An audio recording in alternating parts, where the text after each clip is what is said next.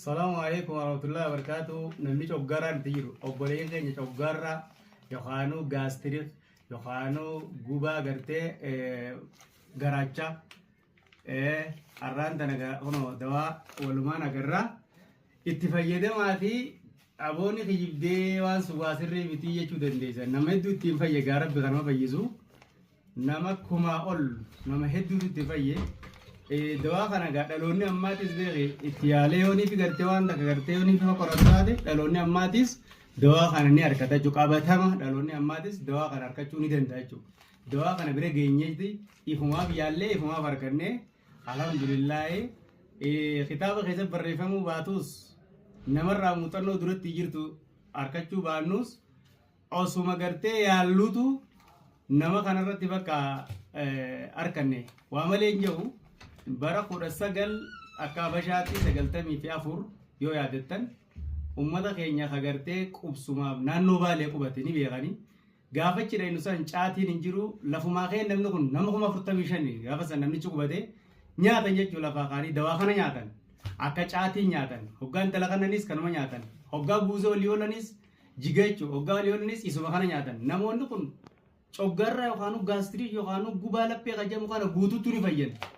maal irraa yoo kun kaatee fayyuu dandeetiin qorannaa maal nyaatan namni kun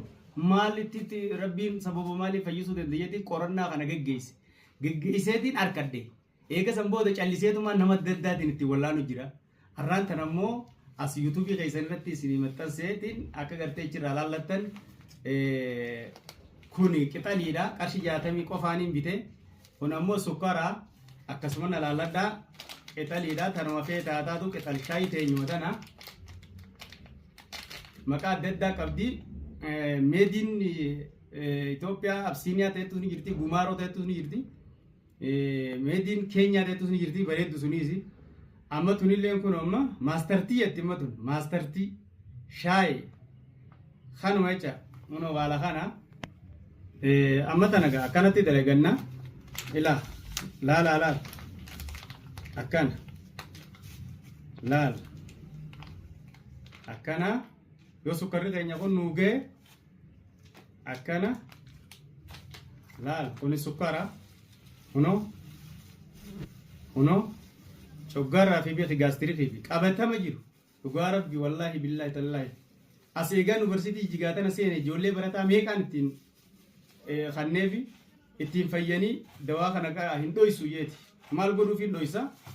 namni gaa duniyaarraa deema hoggaa duniyaarraa deeme sawaba namaa taate jechuudha isin amma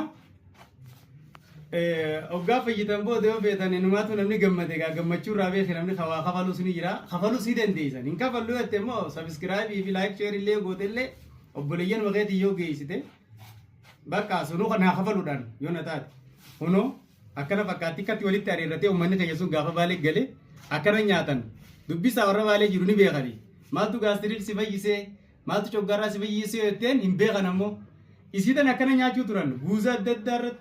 sargii adda addaa irratti akkana godhanii kunoo bismillah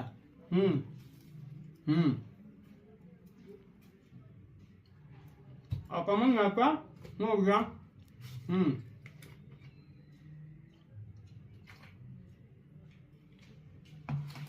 Rumah nyaatan gaa osoo inni birraa guyyaa kana wadaanyiis akka jira hoggaa intala kananis hoggaa guuzoo olanis hoggaa uruu hin ta'ini abaluu fi siraabsa jedhanii uummanni kun walumaa akkan boodarra kadur daabboo nyaatu garaan gubatu kadur buna dhugu garaan oolu numa fayyan maaliif fayyuu danda'an jedheetiin qoradhee jala deemeetiin qoradhee waa malee miti uummanni kun kan rabbiin itti fayyisee dawaa kana baruun qaba jeen eega san booda isii tana fuudhee akka waliin naqee nama gaastee naguba akkanatti bakka naguba nyaadhu bakka bunoon dhuge daabboon dhuge naguba nama jiru